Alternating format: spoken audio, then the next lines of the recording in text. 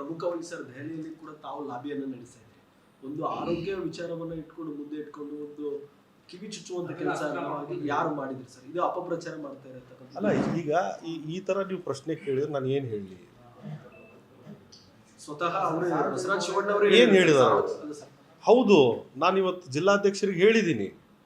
ಮೊನ್ನೆ ರುದ್ರಪ್ಪ ಲಮಾಣಿ ಅವರು ಹೇಳಿದ್ದಾರೆ, ಸಭೆಯಲ್ಲಿ ಏನು ಚರ್ಚೆ ಆತಂತ ಹೇಳಿದ್ದಾರೆ. ಅವರು ಸಭೆಯಲ್ಲಿ ಏನು ಚರ್ಚೆ ಆಯಿತು? ಯಾವುದೇ ಸತ್ಯಾಸತ್ಯತೆಗೆ ದೂರಿದೆ, ಊಹಾಪುಗಳಿಗೆ ನಾವು ಕಿವಿಗೊಡಬಾರ್ದು ಅಂತ ನಾವು ತೀರ್ಮಾನ ತಗೊಂಡಿದ್ದೀವಿ ಅಂತ ರುದ್ರಪ್ಪ ಲಮಾಣಿ ಅವರು ಸ್ಪಷ್ಟನೆ ಕೊಡ್ಲಿಲ್ವಾ?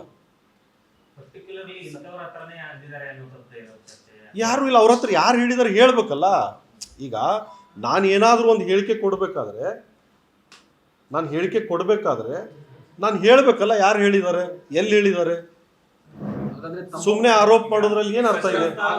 ತೆರೆಮರೆಯಿಂದ ಕಸರತ್ತು ಮಾಡೋದು, ಜಾತಿ ಲೆಕ್ಕಾಚಾರ ಇವೆಲ್ಲ ಇರ್ತವೆ. ನೀವು ಏಜನ್ನೇ ಇಟ್ಕೊಂಡು ಆರೋಗ್ಯ ಸಮಸ್ಯೆನ ಇಟ್ಕೊಂಡು ನೀವು ಅಲ್ಲ, ನೀವು ಮಾಧ್ಯಮದವರಾಗಿ ನಿಮ್ಮ ತಪ್ಪು ಕಲ್ಪನೆನೂ ಇದೆ. ಏಜ್ ಇಟ್ಕೊಂಡು ಯಾರೂ ಸಚಿವರ ಬಗ್ಗೆ ಲಾಬಿ ನಡೆಸೋದಿಲ್ಲ. ಆರೋಗ್ಯದ ಯಾರು ಮಾತಾಡ್ತಾರೆ? ಈ ನಾನು ಇವತ್ತು ಈ ಪ್ರೆಸ್ ಮೀಟ್ ಮುಗಿಸ್ತೀನಿ ಅನ್ನೋ ಖಾತ್ರಿ ನನಗಿದೆ. ಆರೋಗ್ಯ, ದೇಹ, ಆಯುಷ್ಯ ಇದೆಲ್ಲ ಮೇಲ್ನವನು ಬರೆದಿದ್ದಾನೆ. ನಾವು ಯಾರೂ ಅದಕ್ಕಲ್ಲ. ಆರೋಗ್ಯ ಮೇಲೆ ಮಾತನಾಡ್ತಕ್ಕಂಥದ್ದು ಅಥವಾ ವೈಯಕ್ತಿಕ ಮೇಲೆ ಯಾರಾದ್ರೂ ಟೀಕೆ ಮಾಡಿ ಮಾತನಾಡ್ತಕ್ಕಂಥದ್ದು, ಏಕವಚನದಲ್ಲಿ ಮಾತನಾಡ್ತಕ್ಕಂಥದ್ದು ನಾನು ಜೀವನದಲ್ಲೇ ಮಾಡಿಲ್ಲ.